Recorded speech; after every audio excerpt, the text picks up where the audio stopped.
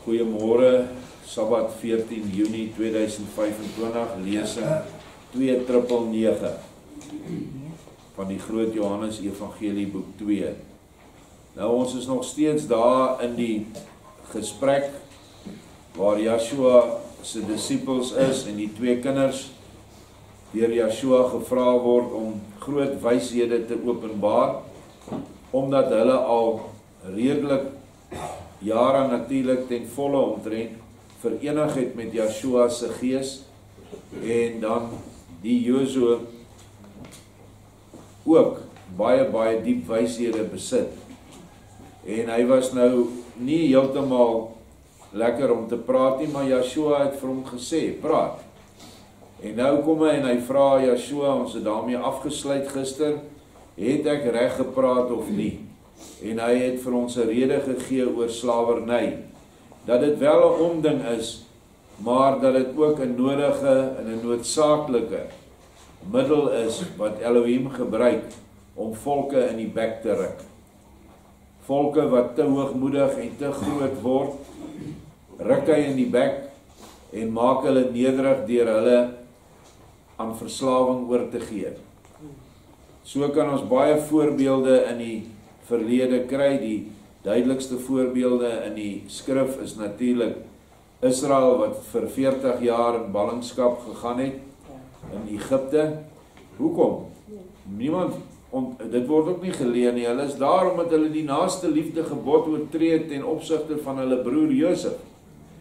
Hulle was afgunstig op Josef, want vader het hom uitgekies om drome en geestelike wyshede aan die familie te bring. Toe het hulle hom gevat en hom in 'n put gegooi en verkoop aan 'n, dink is was die Filistyne of so iets. En hy is toe Egipte toe gevat en weer daar verkoop as slaaf. Nou omdat jy 'n slaaf maak van jou broer, maak vader van jou slaaf. En dan weet ons ook van baie ander plekke in die wêreld, as ons net na die geskiedenis kyk, hoe volke geval het as gevolg van 'n te hoogmoedige en 'n goddelose lewenswyse. Israel moes 70 jaar in ballingskap gaan, of eintlik nie Israel nie, Juda en Benjamin, saam met 'n klompie Lewiete, was hulle in Babyloniese ballingskap, en teruggekom, en het hulle dan ook nie Vader se orde herstel nie. Hulle het menslike ordes ingestel. Ons is nou in 32 jaar ballingskap. Die vraag is, as Vader môre die ballingskap ophef, watse orde gaan ons laat geld oor ons? Gaan ons weer 'n demokratiese regering kies met 'n president wat goddeloos is en godloos? Of gaan ons Yeshua die eer gee en weer rigters word vir die volk onder die gees van Elohim, die waarheidsgees, die trooster wat vir ons uitgestort is? Nou Yeshua sê nou vir die mannetjie, die opskrif van hoofstuk 209, deemoedig deur die sonde. Ek Yeshua sê vir Josua, heeltemal, jy's reg, want so is dit. En ek sê vir julle, wie nie word soos die tollenaar nie, sal sekerlik nie in my ryk inkom nie. Want ook vir my kan liefdelose reinheid van sedes maar vir ewig gesteel word. Ons onthou die gelykenis van die vreeslike, stoere, geregverdigde kluisenaar. Hy was nou een van daai godsdienstiges wat so vol was van sy eie heiligheid, en hy het die dogtertjie in die pad gejaag, en so bly gewees dat sy huis nie verontreinig is nie. Die tollenaar het alles gelos en haar opgetel, kos gegee, gebad, geskenke gegee en nog vir haar vervoer gegee na haar huis toe die volgende dag. Nou sê Yeshua, wanneer so 'n tollenaar wat baie probleme het, hy het regtig sonde, want die Judeërs het hom beskou as so 'n skobbejak dat hulle nie eens in sy huis sou gegaan het nie. Maar Yeshua sê, hierdie liefdelose reinheid is vir hom 'n gruwel. helaas 'n vrye, ware innerlike sedelike reinheid met, nie alleen nie, met egte alles opofferende naaste liefde, staan by my bo alles. Maar dit wat ons by die kluisenaar gesien het, is vir my nie 'n stater vir penny werd nie. Wie rein is, moet in sy hart rein wees vir Elohim, maar die wêreld hoef nie so baie daarvan te weet nie, want as hulle hom daarvoor prys, sal hy van my weinig lof kan verwag. En ons onthou uit ons vorige verhaal van die gelykenis, is dat hierdie kluisenaar so bang was wat die mense sou sê, as daar 'n jong dogter in sy huis oornag het. So die wêreld, wat hulle van hom dink, is vir hom baie, baie belangrik. En so sien ons vandag, dat daar baie Christene is, en baie Israeliete, wat baie omgee oor wat die wêreld van hulle dink, en wat die wêreld sal sê as jy dit of dat doen. En nou is hulle rein, hulle is nie bose mense nie. Maar Yeshua sê, hy wil daar die innerlike reinheid hê, maar saam met alles opofferende naaste liefde. Dit is 'n groot woord, alles opofferende naaste liefde. Jy moet bereid wees om jou eie familie op te offer, jou werk op te offer, jou geld, dit wat jy gebank het, jou plaas, jou huis, moet jy opoffer vir naaste liefde. Dis nie genoeg om verby 'n ou by die robot te ry en R5 in sy hand te druk of by die kar wag. Dis nie alles opofferende naaste liefde nie. Dit is wel 'n tipe naaste liefde, maar wat voortkom uit eie liefde. Dit is maar al. So, ons moet baie, baie mooi luister na sy les in hierdie hoofstuk. Dit is die beste as 'n mens maar altyd dink, o meester, wees my sondaar barmhartig, en niemand oor iets slegs veroordeel nie, vir sy vyande bid, en altyd selfs aan hulle nog goed doen, wat kwaad oor hom praat en hom, selfs moontlik ook kwaad aandoen. Hierdie vers 3 is sekerlik die moeilikste deel van Yeshua se evangelie. Hoe maklik vang ons onsself om iets slegs oor iemand te dink, wat aan ons iets slegs gedoen het. Dis doodnatuurlik. Maar die natuurlike mens moet dood, en die geestelike mens moet opstaan. En daarvoor het ons die ander lesings in die week wat Karen vir ons gee, lesse hoe ons moet oefen, vanaf die kleinste klippie, deur die diereryk, deur die planteryk, deur die menseryk, is daar voorbeelde vir ons om juis by hierdie punt in hoofstuk 3 uit te kom, om te kan goed doen ten spyte van kwaad wat mense aan jou doen. En dis in hierdie tyd doen mense baie kwaad aan mekaar, hoor, erg. Hulle skroom nie om die ergste te doen nie, om jou selfs voor die gereg te vat, om jou in mense wat op hierdie plaas bly, wat net goed gekry het, wat ons na die pers toe wil vat, sodat ons openbaar aangekla kan word, deur leuns op te dis. En nou moet jy nog vir hulle lief wees. Nou moet jy hulle blyplek gun en hulle kos gee, want dis wat hier staan. Waarlik, wie so is en so doen, is nie net rein voor my nie, ook al het hy nog soveel sonde op hom gelei, wat sy liggaam hom so nou en dan laat begaan. Maar hy is my volkome broer, en naas my 'n koning van die hemele, en al haar heerlikhede. Want ook al word die liggaam van die mens dikwels deur slegte demone verlei, die siel bevind daar tog steeds in my gees. En dit is tog 'n baie wonderlike vers wat ons kan moed gee, as ons partykeer deur die vlees verlei word. Moenie 'n fout maak nie. Dawid was 'n man na Joshua se hart, na Jahwe se hart in die Ou Testament. Maar tog het hy hom laat verlei deur sinnelike demone. En nie net sinnelike demone nie, moorddemone. Hy het 'n ander man se vrou by haar gaan lê en hy het gesorg dat haar man in 'n posisie kom in die oorlog waar hy sekerlik gedood sou word. En dit het so gebeur.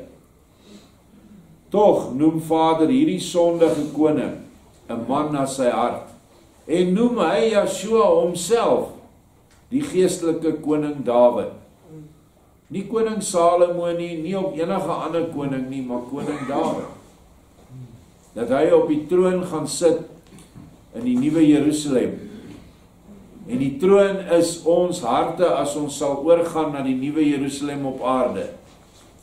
So eintlik die sondige Dawid is 'n teebeeld van ons harte wat suiwer vir hom moet wees. En hy verstaan dat ons nog in die vlees is. En dat die vlees partykeer die gees oorheers. Daarom moet ons maar net sê, Vader, ek is 'n sondaar, wees my barmhartig. Moenie op jou bors slaan en moenie voor die wêreld probeer, soos ons Engels sê, shine vang nie. Want dis nie waaroor dit gaan nie. Dit gaan oor jou innerlike, of jy deemoedig is en of jy dit kan doen wat in paragraaf 2 staan. Dit is waaroor dit gaan. En so min mense besef dat dit eintlik die kern, die hart van die evangelie van Joshua is. Daar is werklik niks buiten dit. Al sê watter kerk, watter gemeente vir jou, wat ook al, wat jy moet doen. Daar is mense wat sekerlike instellings onderhou, wat natuurlike instellings is. As jy byvoorbeeld niks op die Sabbat doen nie, jy is net daar rustig, soos die kluisenaar. Jy tel nie 'n gewiggie op nie, maar jy doen ook niks goed nie. Dan sê hulle, jy het nou 'n groot guns aan Jahwe bewys. En as jy eers in die gees begin leef, dan kom jy agter hoe dwaas dit is om so te dink. Ons gaan aan vers 5. Dikwels moet die engele in die hel in, die poel van alle sonde, afdaal, maar by hulle terugkoms, is hulle weer net so rein as voorheen in die hoogste van alle hemele. En dikwels is dit met my broers op hierdie aarde dieselfde. Ook al daal hulle uiterlik dikwels in die hel neer, om ook daar die goddelike orde en die mag van die goddelike wil staande te hou, dan bly hulle siele tog suiwer, deur die saamgaan van my gees in haar, in die siel.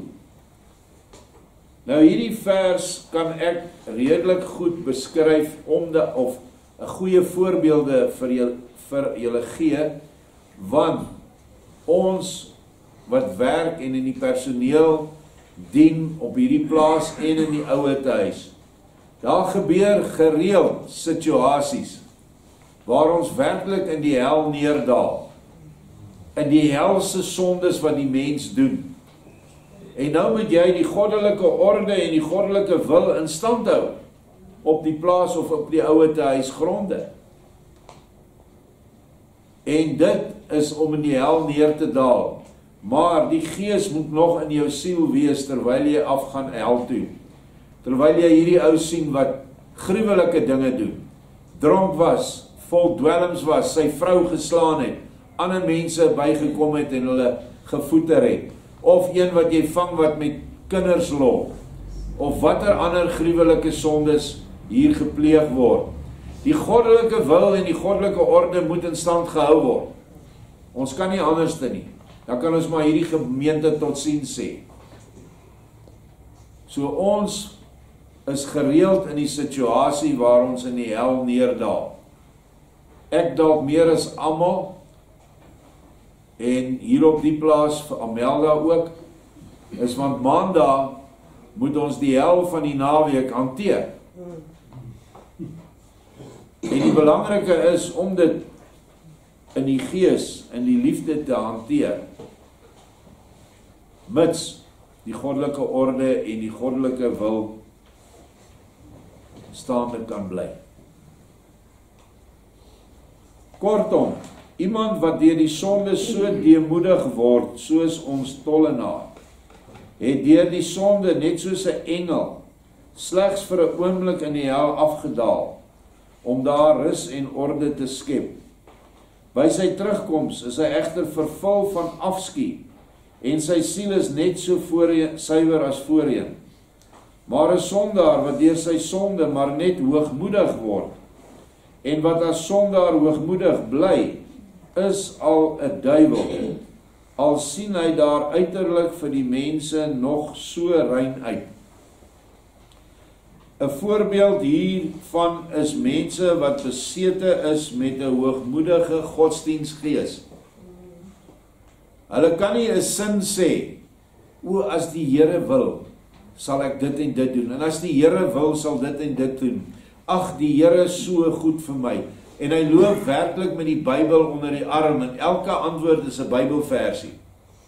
Pas op vir sulke mense, want hulle het so hoogmoedig geword, deur hulle eie dink van hulle godsdienstigheid, dat jy niks met hulle kan aanvang nie. Die toets is, gee vir die persoon 'n stukkie waarheid, en kyk hoe verwerk hy dit.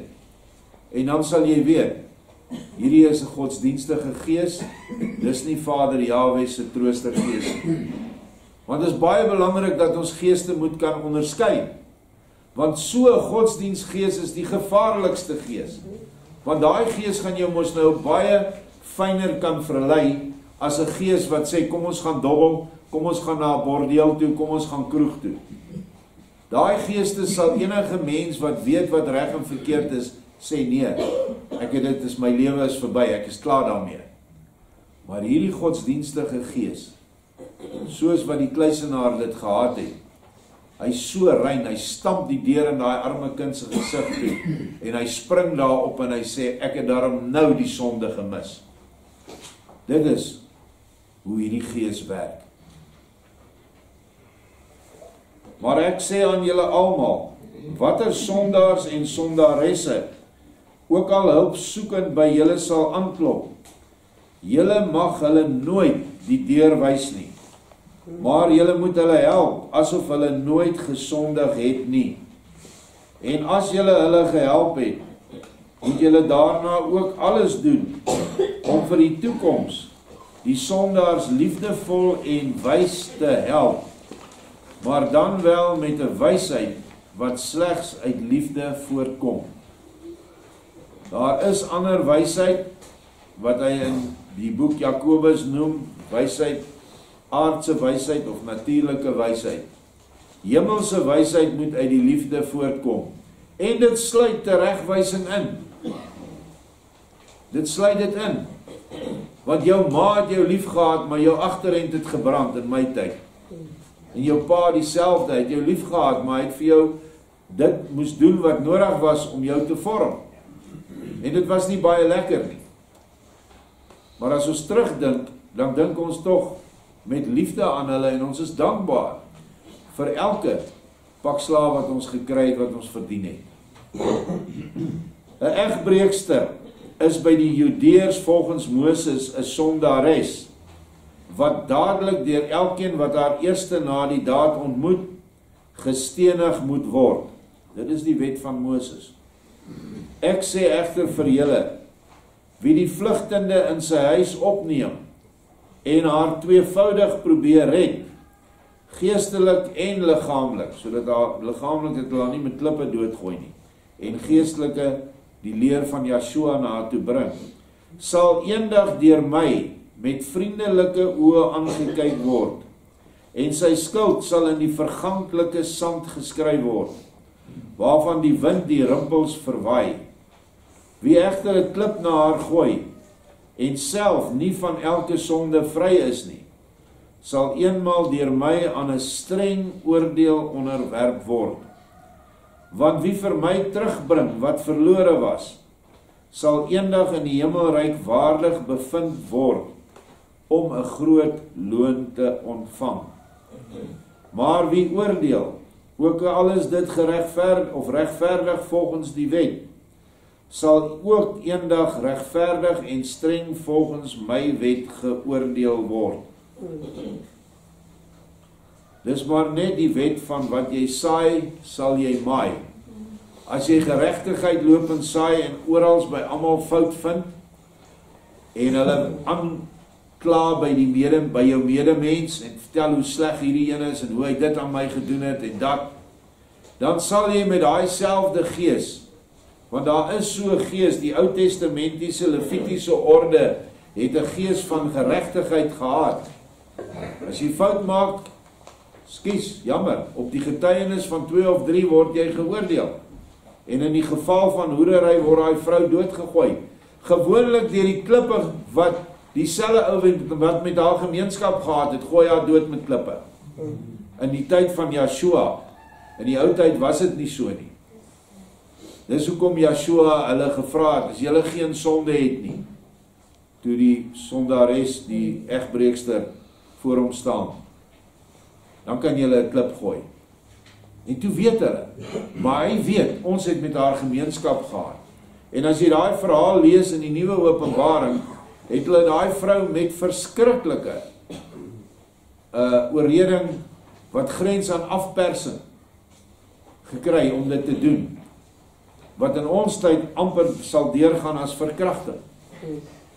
Nogtans het hulle haar aangekla, omdat hulle self, net soos die kluisenaar, sondeloos gewaan het. Toe vra Sirenius, meester, wat u nou gesê het is helder en waaragtig, behalwe een punt, wat vir my nog iets wat onduidelik is, en dit sou ek graag nog uitgeleef wou hê. Daardie onduidelike punt is, nou voor hy kan klaarmaak, Joshua weet alles, Joshua sê, die onduidelike punt is, hoe 'n oorigsins rein mens, deur met sy liggaam begane sonde, in die hel kan afdaal, daar orde en rus kan skep, en vervolgens weer algeheel rein daaruit kan terugkeer. Kyk, dit is maklik te verstaan as 'n mens maar weet, wat eintlik sonde en hel is, sowel as in 'n heel beperkte, as ook in 'n baie uitgebreide sin. Daarom sal ek probeer om hierdie twee begrippe vir julle iets wat duideliker te maak. Let daarom met julle hele hart op.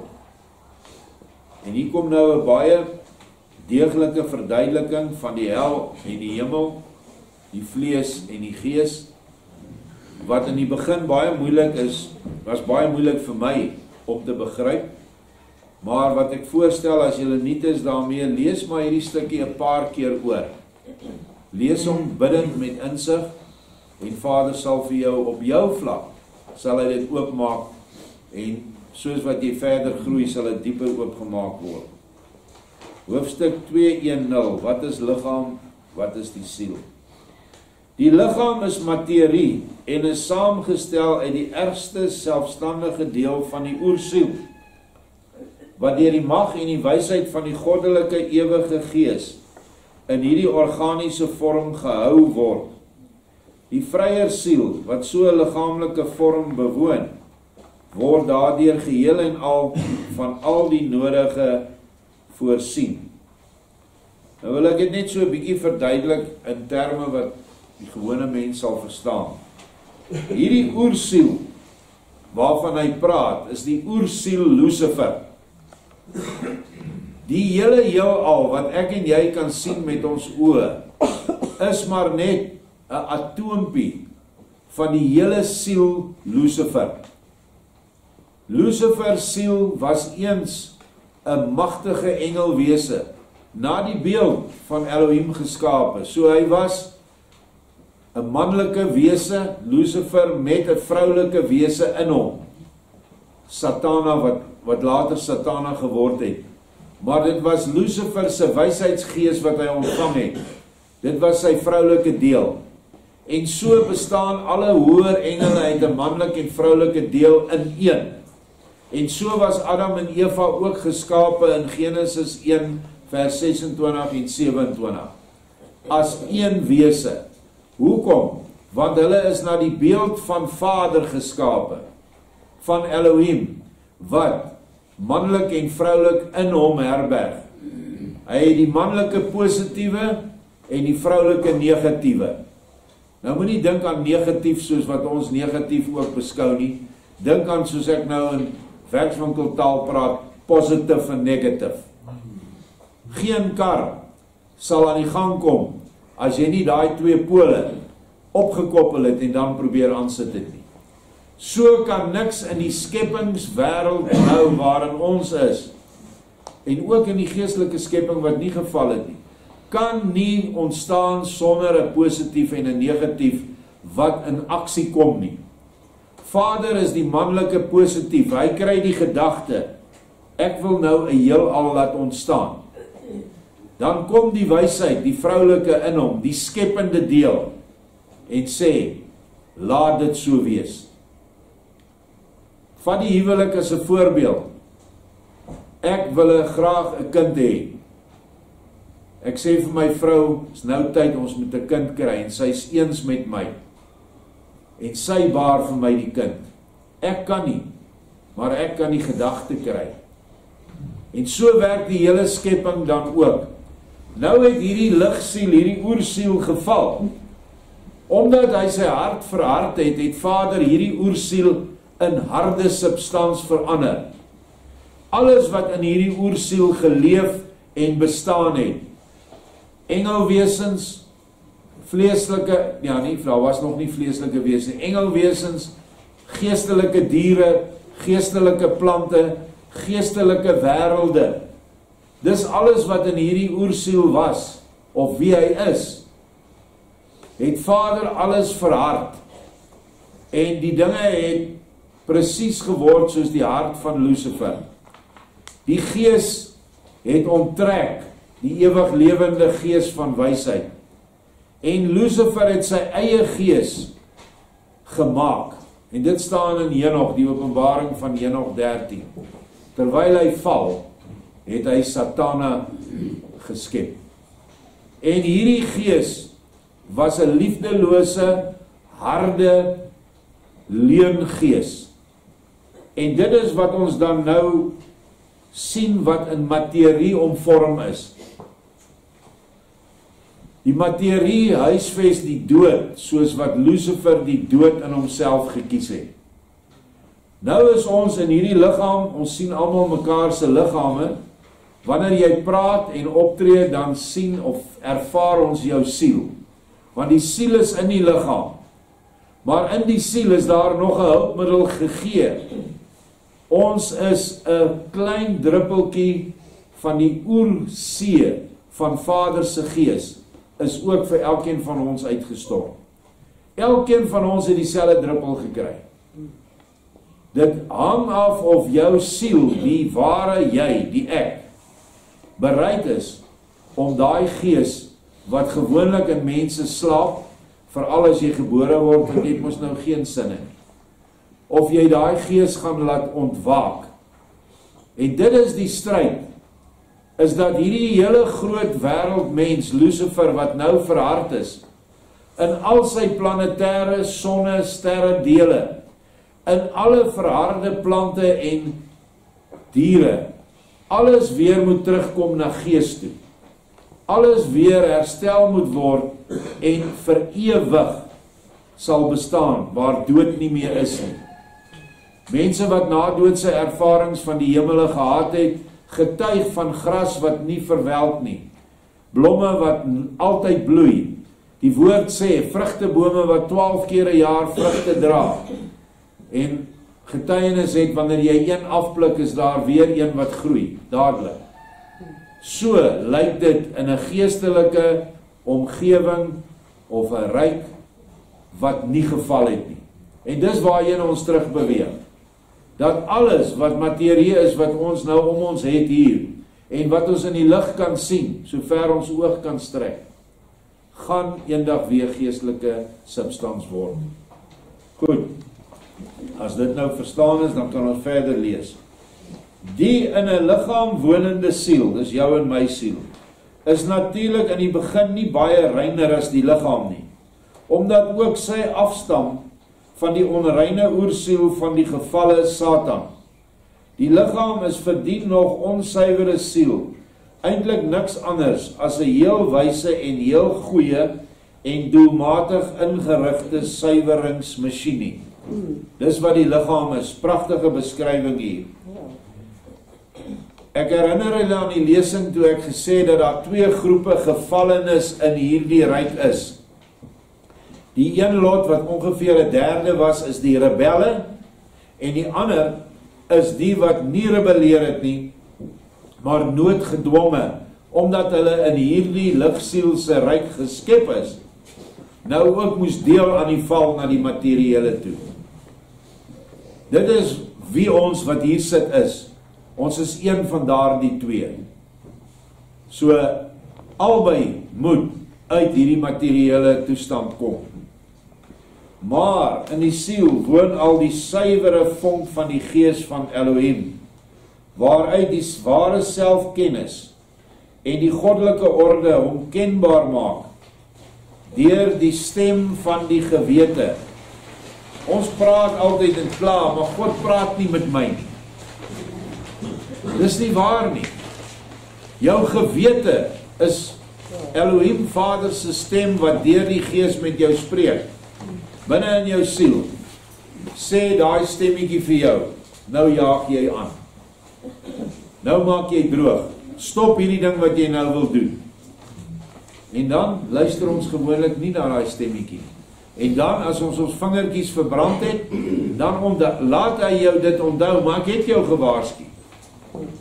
Daarom moet ons baie kragtig na daai stem luister, baie ernstig. Want dit is hoe Vader met jou en my praat, om ons weg te hou van verkeerde dinge. En die stemmetjie sal ook vir jou 'n bevestiging gee as jy die regte ding doen. Deur 'n gevoel wat deur jou hele wese sal gaan, wat 'n saligheid sal wees, as jy iets goed gedoen het, wat reg was binne Vader se orde. So luister na daardie stem. Tevens is die liggaam na buite toe van allerlei sintuie voorsien en kan hoor, sien, voel, ruik en proe. Daarmee kry die siel allerlei inligting oor die buitewêreld, goeie en korrekte, slegte en verkeerde. Deur die oordeel van die gees wat in haar woon, voel sy weldra wat goed en wat sleg is. Daarnaas doen sy deur die uitwendige sintuie ervaring op, deur goeie en slegte, aangename en pynlike en ander indrukke. Bovendien toon Elohim die siel, innerlik deur buitengewone openbaringe, soos dit wat ons nou lees, en uiterlik deur die woord, sy weg, die weg van sy orde. Nou hierdie hele vorming van die siel begin al in jou ouerhuis deur jou ma en pa, word voortgesit deur jou onderwysers, en jy kry 'n begrip van wat reg en wat verkeerd is. En ons is almal mense wat nie kan sê dat ons nie weet wat reg en verkeerd is nie. Die 10 gebooie is die basis van 'n ordelike samelewing. En dit is ook die basis van ons regstelsel. Alhoewel nie alle gebooie nog meer toegepas word nie, maar jy en ek weet wat is reg. Hoekom? Want daai selfde stem binne in jou sê vir jou, hierdie is reg. Jy mag nie jou naaste se vrou begeer nie. Jy weet, want die stemmetjie in jou sê, dis 'n ander man se, dis nie joune nie. Nog minder sy kar, nog minder sy bankrekening. Want jy weet wat's reg en verkeerd. En gewoonlik is dit, want ek wil nie hy moet my vrou begeer nie, of my bankrekening begeer nie. So, dink aan hierdie goed, en besef hoe naby Vader aan ons is. Hy is in ons wese, in ons harte. So toegerus, kan die siel dan ongetwyfeld geheel en al, volgens die maklik te ontdekte goddelike orde, in staat wees om vrylik te kies. 'n ander moontlikheid is daar nie, omdat die siel dan onmoontlik tot 'n ewigdurend op sigself geslote maar vrye bestaan sou kon kom nie. Onthou, ons moet 'n vrye bestaan hê. 'n kind moet op 'n stadium uit die huis uit. En dan moet hy sy vrye bestaan moet hy leef. En ouers wat daarmee inmeng, is besig om 'n geweldige groot onreg aan daai kind te doen. Jy het 18 jaar of 20 jaar gehad om daai kind te vorm. In daai tyd was genoeg tyd vir jou om die regte ding te doen. En as jy dit nie gedoen het nie, dan is jy die oorsaak as ouer van 'n kind wat op 'n verkeerde pad kom. Want jy het die fondament tussen reg en verkeerd nie help bou nie. Want elke siel wat wil voortbestaan, moet haar deur die middele wat aan haar gegee is. Het ek dit klaar gelees? Vorm en ontplooi, omdat sy anders uiteindelik die lot van die liggaam sal deel. Wat is die lot van die liggaam? Dood, kus, wurms, of dan verbrand. Of slegs 3/4 gevorm, moet sy die liggaam verlaat wanneer dit vergaan het, en nie meer deeg vir die verder volledige ontwikkeling van die siel nie. Dan sal die siel haar voltooiing op 'n meestal baie treurige en pynlike wyse in 'n baie ongemakliker masjien moet bereik. En dit is die lang pad vir siele wat nie voltooi het op aarde, wat beskryf word in die nuwe Openbaring. En daar is baie verskillende plekke. En daar is net so baie boeke wat jy daaroor kan lees, oor hoe pynlik dit is vir mense wat nie lig op aarde in hulle siel gekry het nie. Die liggaam is, omdat dit bestaan uit dele wat nog algeheel in die diepe oordeel staan, en daarom kan doodgaan, vir elke mens en by hom die hel in sy kleinste vorm. So jou vlees is die hel in die kleinste vorm. Die hele heelal wat ons nou gesien het, kan beskou word as Lucifer siel, as die dood in die grotere. Maar nou is dit die hel in die kleinste vorm is jou liggaam, jou vleis. Die materie van alle wêrelde saam is egter die hel in die mees uitgebreide vorm, waarin die mens deur sy liggaam gestel is. Wie nou baie vir sy liggaam sorg duidelik ook vir sy persoonlike hel. Hy voed, onderhou en maak dit vet vir sy oordeel en sy dood, vir sy persoonlike ondergang. Dis nou mense wat te veel vreet, te veel suip, te veel geld het en te veel luksheid vir hulle self nader trek. Dit is die hel van die vlees. Die liggaam moet weliswaar 'n sekere voeding kry, om steeds in staat te wees om die siel vir die groot lewensdoel die korrekte dienste te verleen. So jy moet eet, jy het nie 'n keuse nie. Maar wie te angsvallig vir sy liggaam sorg, en byna dag en nag mor en werk en besig is, sorg in wese vir sy hel en sy dood. As die liggaam die siel prikkel om alles te doen vir sy sinnelike, in hakies wellustige bevrediging, is dit altyd afkomstig van die talle onsuiwere natuur of onder die oordeel vallende materiegeeste, wat in die aard van die saak die wese van die liggaam vorm. As die siel te veel luister na die eise van die liggaam en daaraan gehoor gee, stel sy haar daarmee in verbinding en daal so af in haar persoonlike hel en dus in haar persoonlike dood. En as die siel dit doen, sondig sy teen Elohim se orde in haar. Voorbeelde van hierdie materiegeeste, en ek sê nie, dis al nie, is parasiete. 'n ander voorbeeld is slakke.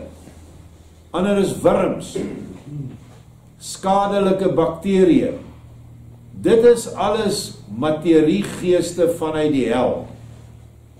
En dit is noodsaaklik dat ons bakterieë in ons liggaam moet hê, maar dit is nie noodsaaklik dat ons slegte bakterieë moet hê nie. En hierdie materiegeeste vreet ons op van binne, en dit kom deur wellustig te drink en te eet. Nou as jy verskriklik verslaaf is aan goedkoop drank, ek praat nou van goed wat nie behoorlik verouder is, soos goeie belee wyn nie. Goeie belee wyn het 'n ander funksie, as jy in die liefde is. As jy nie in die liefde is nie, dan is dit maar dieselfde ding as wat 'n papsak, of wat noem julle 'n Dani dop is. Daai goed bring hierdie materiegeeste in die liggaam. Daar is geweldig baie onryp en ongegiste natuurlike elemente in hierdie drank teenwoordig, wat baie skadelik vir jou liggaam is, en wat 'n prikkeling veroorsaak in die geslagsdele. Dit is die groot gevaar van parasiete. Dit bring prikkelings van negatiewe goed wat jy moet inneem. Mense wat met vetsug behep is, of vetsug aan ly, kan nie ophou byvoorbeeld brood en suiker eet nie. Hulle het 'n Engelse woord, 'n craving vir hierdie goed. Wat is die een wat die craving gee? Dis die parasiet. Dis die slak. Dis die wurm. Hy wil eet. En hy hou van hierdie goed. Hy hou daarvan as jou liggaam in 'n suur toestand is. Want dit is waar hy floreer. Al hierdie dinge is die hel. Dis die hel, dit is die vlees, want jy kan nie loskom nie.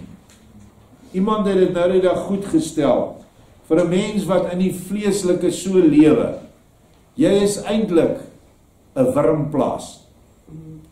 Jou hele liggaam is 'n wurmplaas. Ons het 'n wurmplaas daar bo agter my huis. Daar's sekere kosse wat daai wurms wil hê, dis nou ertwurms.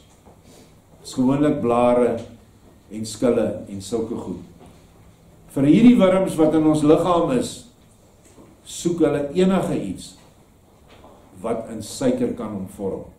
Iewers op die herberg het Vader vir ons gesê, toe hy ons waarsku oor ons eetgewoontes, toe sê hy suiker is die ding wat die verbinding tussen siel en gees breek. Die verbinding van die senuweestelsel na die gees toe. Hy sê hy sny dit af. En nou kan die siel nie kommunikeer met haar gees nie. En nou is die siel net afhanklik van die drange van die liggaam. Die 5 sintuie wat ons nou daar gesien het. Die siel het ook 5 sintuie, maar daai sintuie kom uit die gees uit. Onderskeiding is 1. Ek kan nou nie meer die ander 4 onthou nie.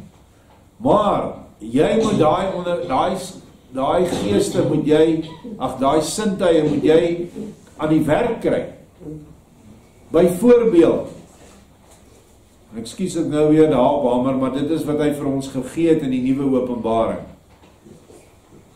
Tabak het die vermoë om jou onderskeidingsvermoë aan te tas. Want daai reuk en rookgoed wat jy inasem, laat jou nie meer proe nie en laat jou veral nie meer ruik nie. Almal wat opgehou rook het sê, hulle kan nie glo hoe lekker ruik die lug nie en hoe heerlik proe kos nie. Nou gaan jy hoor en jy het nie daai sintuig nie. En nou moet jy deur Vader blootgestel word aan allerhande ander dinge wat negatief is, sodat jy hierdie sielsintuig van jou weer in orde kan kry. En dis onnodig, as jy op die aarde die ding reg gedoen het. Jy gaan nie hel toe nie, jy het net 'n langer pad na die hoogste hemele toe. So, asseblief, alles wat ons doen, daar is 'n oorsaak en 'n gevolg. Ons moet dit altyd onthou. Ons lees verder. Heg die siel daaraan vas en skep sy behaag daarin om daar te bly, dan is sy net so onrein soos die onreine en onder die oordeel vallende geeste van haar liggaam. Sy bevind haar dus in die hel en in die dood. Ook al leef sy, net soos haar liggaam, verder op die wêreld, is sy tog so goed as dood, en voel die dood ook in haar, en is baie bang daarvoor. Want die siel kan in haar sonde en hel doen wat sy wil. Die lewe kan sy tog nie vind nie, alhoewel sy dit bo alles lief het. En dit sien jy op doodsbeddens van baie keer van mense wat geestelik nie baie sterk was op aarde nie. Hulle klou verbete aan daai lewe vas. Hulle wil nie uit daai liggaam gaan nie. Hulle het 'n vrees vir die dood. Wat natuurlik is. Want al hierdie goed wat in die liggaam was haar alles. En sy is bang om nou daar uit te gaan. Kyk, dit is die rede waarom daar nou talle, duisende mense, miljoene mense, oor 'n lewe van die siel na die dood, van hulle liggaam net soveel weet, as 'n klip wat langs die pad lê. Maar as 'n mens hulle iets daaroor wil vertel, lag hulle hoogstens of word selfs kwaad, jaag die wyse by die deur uit en raai hom aan, om sulke dwaashede, wat maar net leuns is, aan die wille varke te vertel. En so ervaar ons dit ook nou in hierdie tyd. Jy kan hulle niks van die lewe na die lewe vertel nie, hulle glo dit nie, hulle lag jou uit. Tog moet die mens op sy laatste, wanneer hy 30 is, so ver in homself met die vorming van sy ek klaar wees, dat die komende vrye salige lewe na die dood van sy liggaam vir hom so bewustelik en vaststaande word, as om te vlieg in die hoë vrye lug vir 'n adelaar. Maar hoe ver is mense nog daarvandaan verwyder, wat pas daarna begin vra het? En hoe ver dan nog diegene wat niks daaroor wil hoor nie, en daardie geloof self so dwaas vind, om nog daaroor te kan lag? Sulke mense bevind hulle in hulle algehele aardse lewe, in die volkome hel, en alreeds in die algehele dood. So om dit nou prakties vir ons te verduidelik op hierdie plaas, en in hierdie oord van Philadelphia, is die hel en is die hemel. En jy en ek, wanneer ons met daai mense werk, bevind ons in die hel, in hulle hel. En dan vra Vader dat ons gees, ons siel, sal vashou in sy gees, om weer uit te kom, uit daai hel uit daai verskriklike stories wat ek al gehoor het, hoe kinders verskriklik gemolesteer is, gruisam, dan moet jy in die hemel bly as jy terugkom. En dan wil jy die veroorsaker van hierdie sonde, wil jy doodmaak. Jy voel so. Maar, die Gees sê vir jou, dis ook 'n sondaar. En dan kom jy in die meeste gevalle agter, maar dis met hom gedoen. En dis met sy oupa gedoen. Ongelukkig is dit so. En ons is nie hier om regters te wees nie. Ons moet wel die goddelike orde en die goddelike wil laat geld op die terrein waaroor ons aangestel is. Moenie vergeet dat ons hierdie terrein afgeseël het. En ons moet dit behoue bly.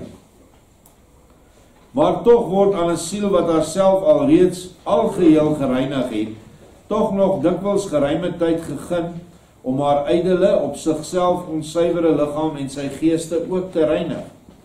Die edelste deel van die liggaam neem dan uit die siel uiteindelik ook die onsterflikheid in hom op, en word op die jongste dag na die dood van die grofste deel van sy wese ter meerdere versterking van die siel saam opgewek.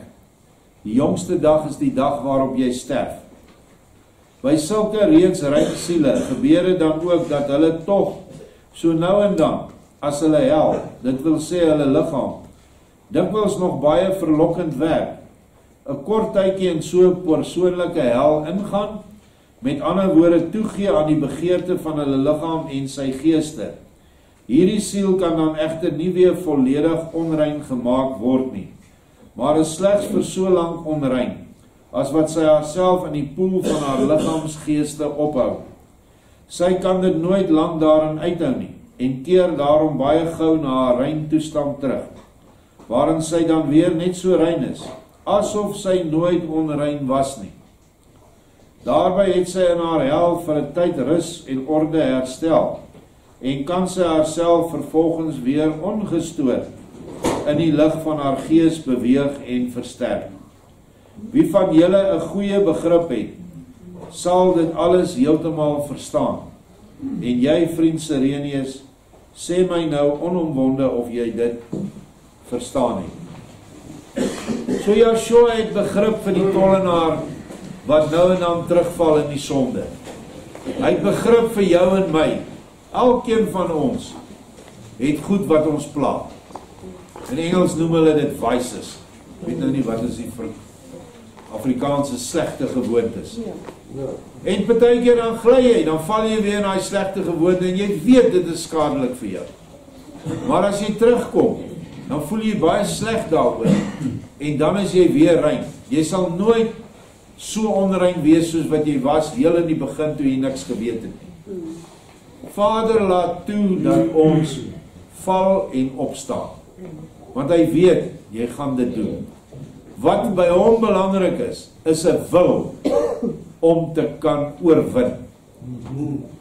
Dis al. En die wil kan baie keer swak wees. Dan kom jy ou, bied hy jou dop aan, daar val jy weer 'n alkoholist. Maar na ruk kom jy weer reg en nou is jy sterker as wat jy was. En so gaan dit met al die ander eienskappe wat ons in laat val. Ek kan baie keer, nou let ek nie op nie, en dan beland ek in 'n gesprek met 'n klompie mense, hier skielik net in hierdie geselskap. En dan skinder dit. En dan skinder jy saam. Jy's verskriklik kwaad vir jouself na die tyd. En jy gaan in berou voor Vader. En jy sê, Vader, help my as ek weer in so 'n geselskap kom, dat ek presies nie saam skinder nie. Dat ek dit sê wat U al vir my gesê het is, wanneer jy in 'n skindergeselskap kom, stop hulle. Sê, hoorie, dit is baie lelik van die ou wat julle nou gesê het. Kom, vat saam met my hande, kom ons bid vir daai man. En ek sê jou, hulle sal nie weer in jou omgewing skinder nie. Want hulle sal vir jou versigtig raak, want hulle wil nie vir daai ou bid nie.